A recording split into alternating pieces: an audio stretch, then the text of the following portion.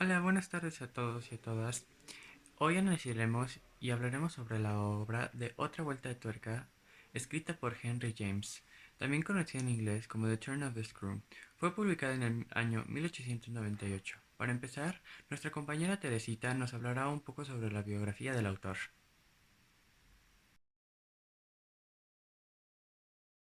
Así es, el día de hoy yo les hablaré un poco sobre quién era Henry James, el autor de la obra que analizaremos el día de hoy, Otra Vuelta de Tuerca. ¡Vamos! Henry James nació en Nueva York en el año de 1843. Fue un narrador, crítico y dramaturgo que realizó obras enfocadas en la psicología, las cuales son estructuralmente complejas. Henry James murió en el año de 1916 en Londres. La obra que analizaremos el día de hoy, Otra Vuelta de Tuerca, se podría considerar su obra más famosa.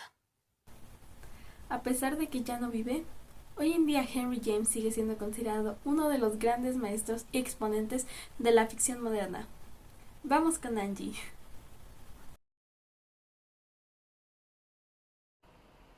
El siglo XIX, el romanticismo, una época que tuvo una afición a los fantasmas, a lo que hay más allá de la muerte, con castillos medievales y bosques profundos.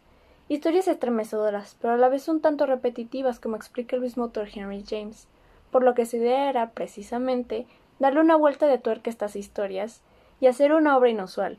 Esta historia gótica tiene una ambigüedad en la narración que nos hace pensar sobre dos caminos a los que se puede estar dirigiendo la historia, una completamente diferente de la otra.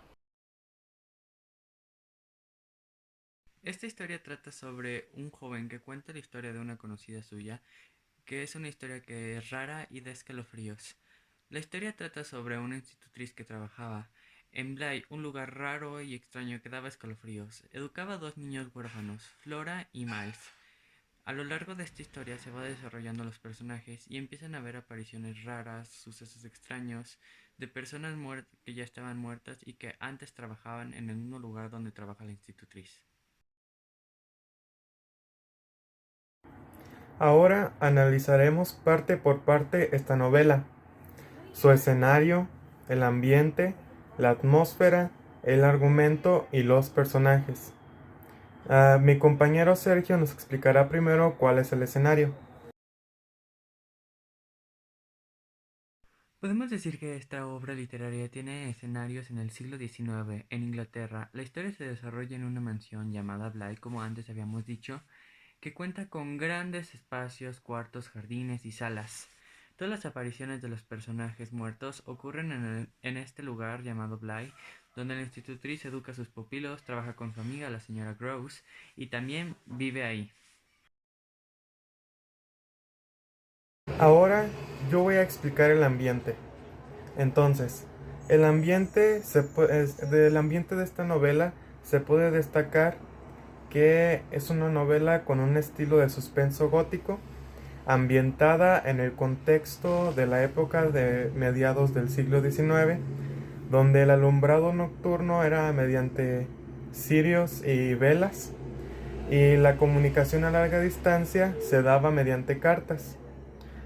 La novela, el principal escenario, era en una gran mansión inglesa campestre, lo que le da un ambiente misterioso a este relato.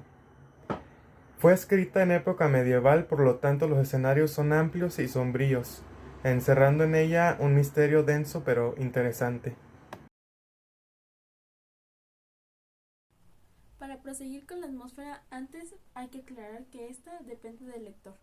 Sin embargo, aquí les expondré algo así como la atmósfera general, es decir, la sensación que el lector generalmente va teniendo conforme más se adentra en este relato. La atmósfera que esta obra genera es una de suspenso, de misterio e incluso de terror. La obra conforme más avanza hace que el lector se vaya formando muchas y diferentes preguntas, estas teniendo como fin contestarlas lo antes posible, es decir, terminar la obra.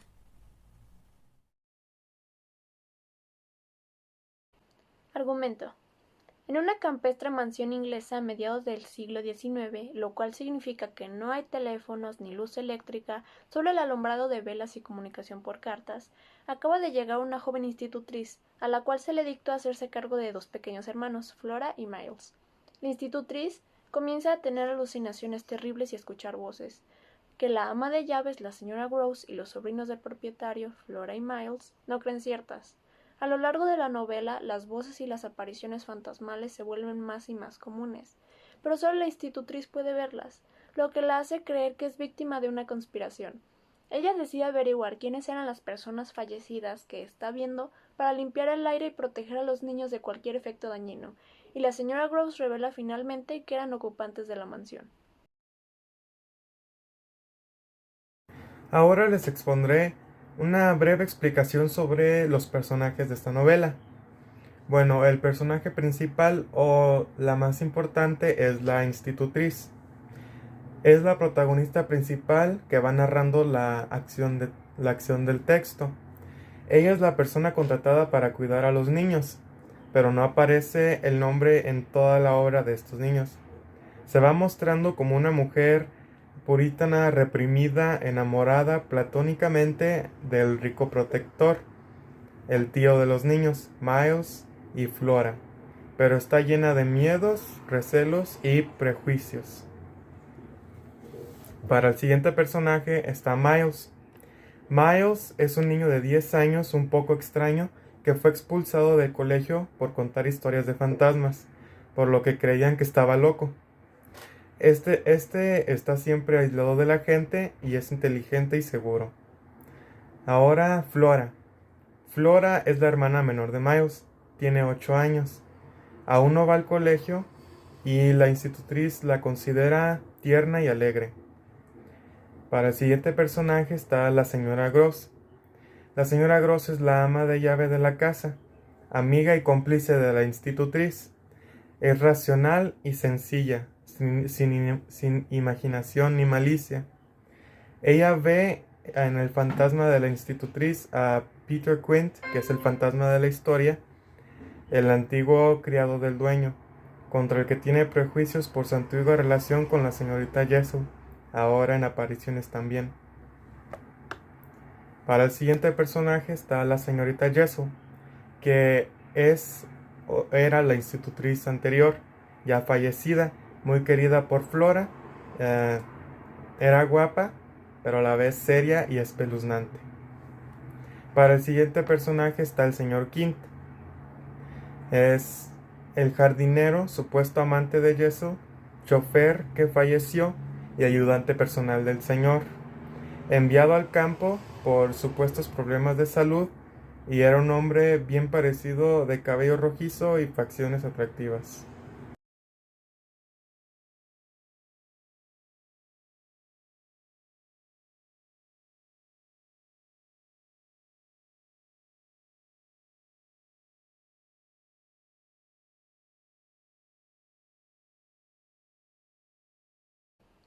Pues a mí siempre me han encantado las historias de terror, de fantasmas, esas que te dejan leyendo por horas y horas esperando sucesos. Y pues esta no era la excepción, ya que esta no solo te hace tener escalofríos en la espalda, sino que también te hace plantearte si todo lo que se cuenta estará sucediendo solamente en la mente de nuestra protagonista o si de verdad los sucesos están afectando a todos en la mansión.